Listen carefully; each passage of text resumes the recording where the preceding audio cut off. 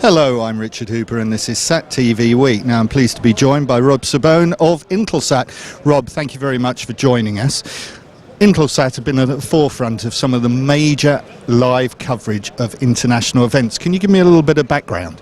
Sure, we had two great events in the last few months that we were a part of. The first was the World Cup, where we actually demonstrated our first 8K signal distribution. We pulled the signal via fiber out to our teleport, and then we were actually broadcasting it over Intelsat 14 down to Latin America to a movie theater where we had a number of games on display in full 8K format. So we think that was real revolutionary and very innovative on our side. The second event where we were doing some innovative things was really at the Royal Wedding this past summer, and we used a technology through a partner that we're invested in called Degero. The technology is called CellSat, and it actually blends satellite and cellular connectivity, and we were able to deliver a high-def signal coming out of the Royal Wedding back to CBC in Canada for distribution, where a lot of the broadcasters were actually struggling trying to use a bonded cellular solution alone. Now you mentioned 8K, and let me just ask you about this.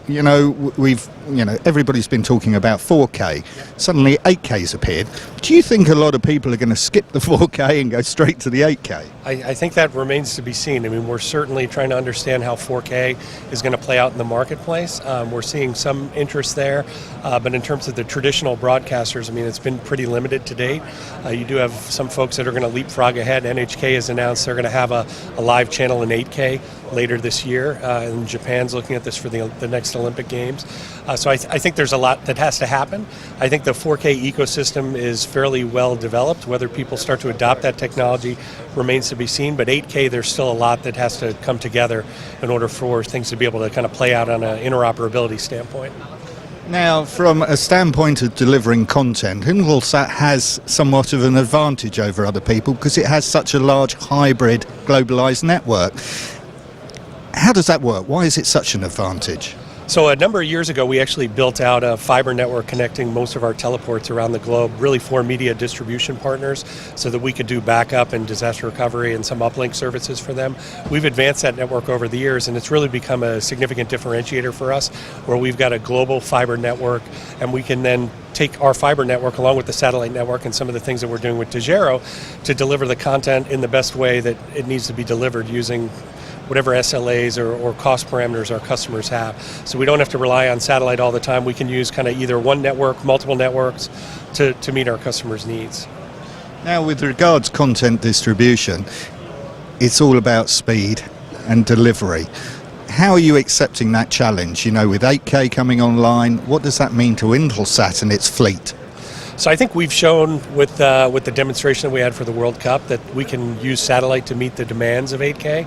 I think the challenges that we really saw were more, again, around the ecosystem development.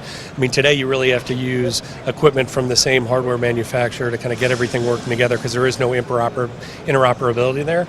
But we think that our fleet is well prepared to meet that demand, and we think that our fiber network will continue to advance to meet that same demand for HD, 4K, 8K, and whatever else comes along.